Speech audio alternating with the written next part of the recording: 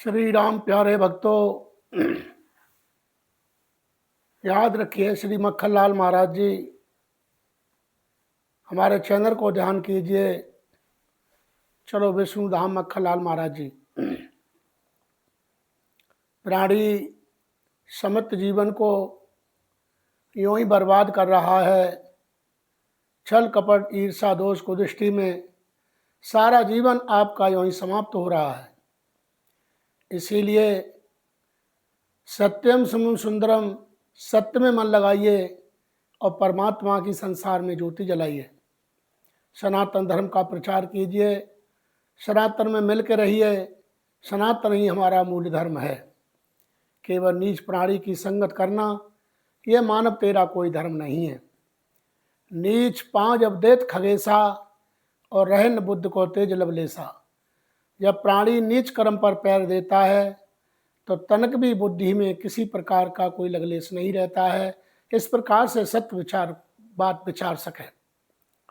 मित्रों, एक बार शंकर भगवान ने माँ पार्वती को बताया कि जो भीलनी थी, ये भीलनी पूर्व जन्म में एक राजरानी थी और राजरानी होने के कारण ये भीलनी एक राजपुत्र को भी आई थी।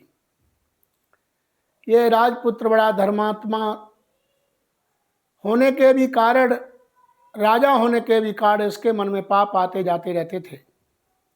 एक बार ये राजपुत्र अपनी राजरानी से कहने लगा कि चलो हम और आप चलते हैं। ऐसे समय पर मेरे भाइयों ये राजरानी को लेकर के उसी समय कहाँ चले गए? हरिद्वार। हरिद्वार में जा कर के पहले तो दर्शन किया और दर्शन करने के बाद में यहाँ साधु संतों का मेला था। उस साधु संतों के मेला में राजरानी चली गई और राजपुत्र चला गया। ध्यान देना मेरी बात पर, मेरी वीडियो पूरी सुनना। राजरानी जन्म से ही भगवान की भक्ति थी और भगवान का नाम लेती थी सुबह शाम। परमात्मा के मन में ही उसका चित्त रहता था। राजरानी जरूर थी पर उसे ये नहीं पता लगता था कि मैं राजरानी हूँ। राजा होकर उसके मन में ये रहा कि मैं राजा हूँ, तो ये अहंकार है। और धन पाकर के ये रहा कि मैं बहुत धनवान हूँ, तो ये भी झूठ है।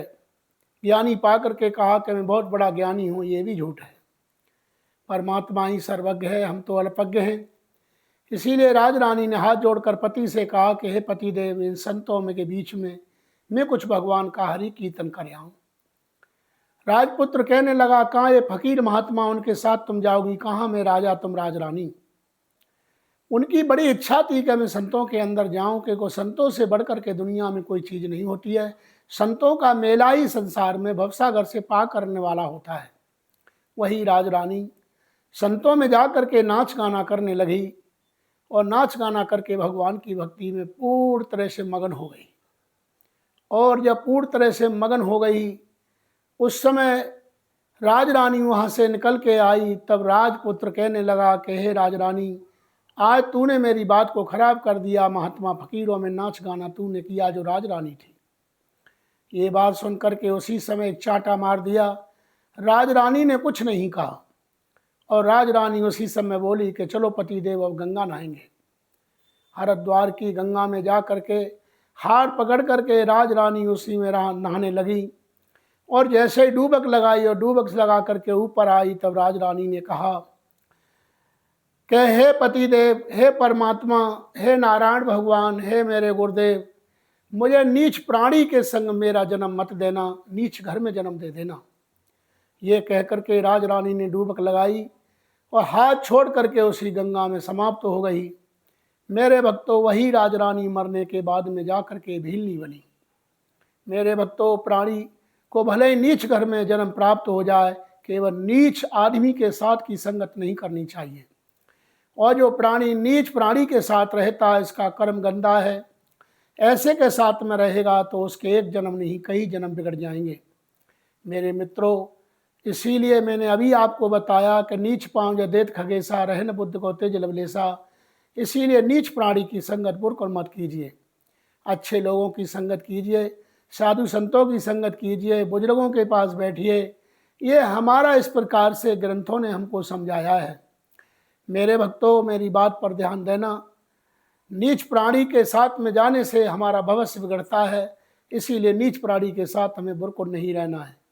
शराबी है, मांसाहारी है, सट्टेबाज है, जुआरी है, अन्य प्रकार का चोर है, परस्त्री गमन करने वाला है, अन्य प्रकार का समाज में गंदगी फैलाने वाला है, बहुत बड़ा धन की चोरी करने वाला है, इस प्रकार से बच्चों को मारने वाला है, पशुओं की चोरी करने वाला है, गर्भवती पे नार हाथ उठाने वाला है, ऐसे पुरुषों की संगत करना बिल्कुल अच्छा नहीं माना जाएगा। तो मेरे भक्तों, आप इस वीडियो को बिल्कुल अपने मन में उतारिए कि नीच प्राणी के साथ नहीं रहना है, भले ही हमें नीच घर में जन्म प्राप्त हो जाए। भीलनी ने उस समय अपना सारा जीवन भगवान की भक्ति में लगा दिया और उस समय वनवास के जाते समय भीलनी के लिए वही नारायण भगवान राम ने पुनः दर्शन दिया और भीलनी के जीवन को पुनः धन्य कर दिया। यही इतिहास हमारा कहता है कि मरने के बाद किसी का अगर कोई नाम लेता है तो वह प्राणी अभी तक नहीं मरा है और इन्हें कोई जानता ही नहीं है, तो हमें क्या पता कि कौन सी जगह पर उन्हें जन्म लिया और कौन सी जगह पर मर गए। इसीलिए अपनी नाम की कीर्ति दुनिया में कमाइए, सुख आनंद से रहिए और भगवान की भक्ति करते रहिए। ओम नमो नारायण, ओम हरि, ओम नमो नारायण, ओम हरि।